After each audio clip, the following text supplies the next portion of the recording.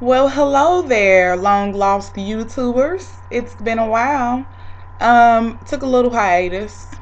Not that it was well deserved because I only made a few videos, but hey, it's well deserved for me. I call the shots. All right. So, I'm sorry. I'm trying to get this glare under control. I don't like this.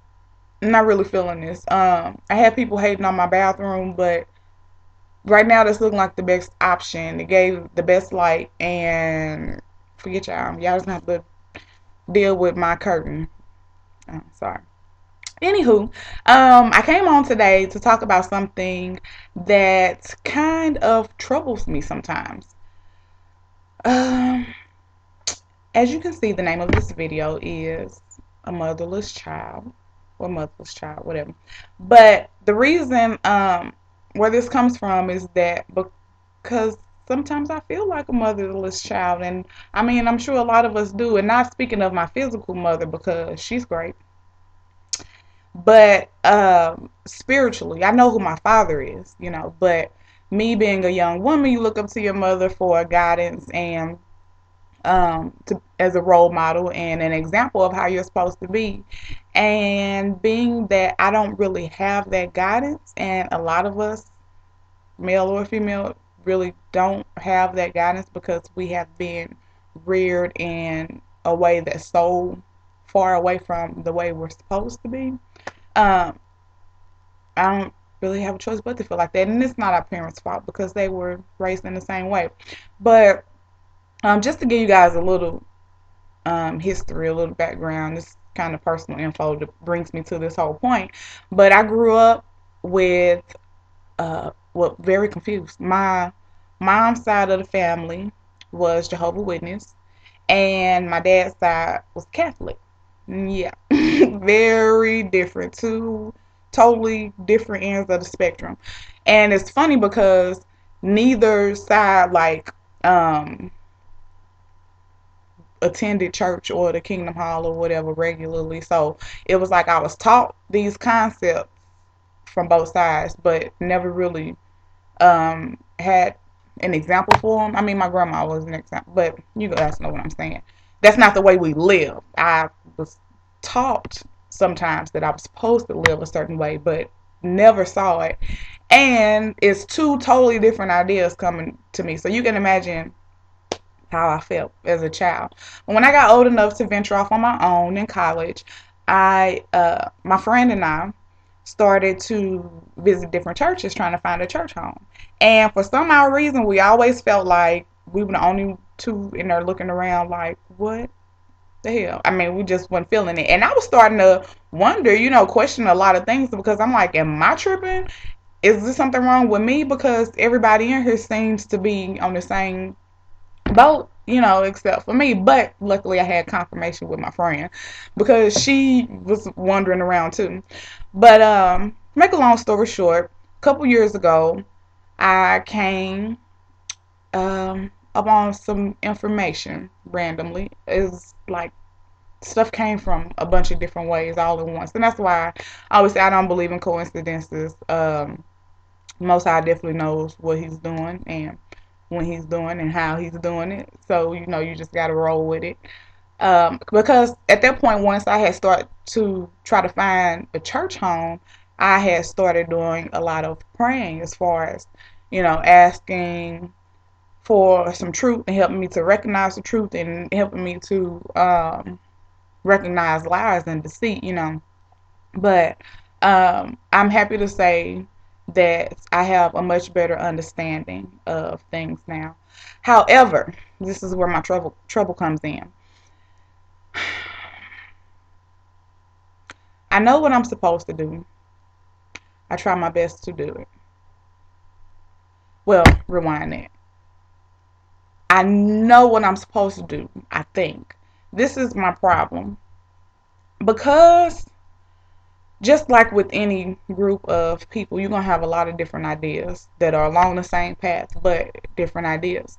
And with Hebrew Israelites, even though I can't say that I identify with them and their teachings the most, there are some things that I agree with, and there's some things that I don't. Not a lot that I don't, but some. one in particular, those crazy groups who say that white people are the devil and women are the devil and, all this other stuff or whatever. Of course, I disagree with that. But to get to more sticky situations, um, there are some people, and I understand going hard for what you believe, but it's some people that go hard with no exception. I feel like my problem right now, what I'm trying to do and what I'm trying to better myself with, is applying uh, Yah's laws with the my life today.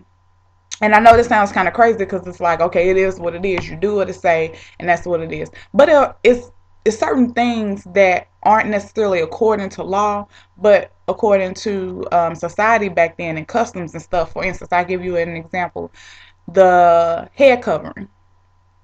Um, it is not a law to cover your head when prophesying or reading or anything like that.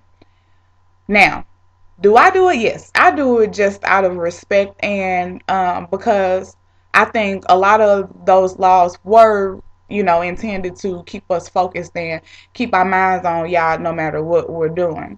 So that's just something that I do personally because, actually making sure that my head is covered when I'm praying or when I'm trying to understand when I'm reading.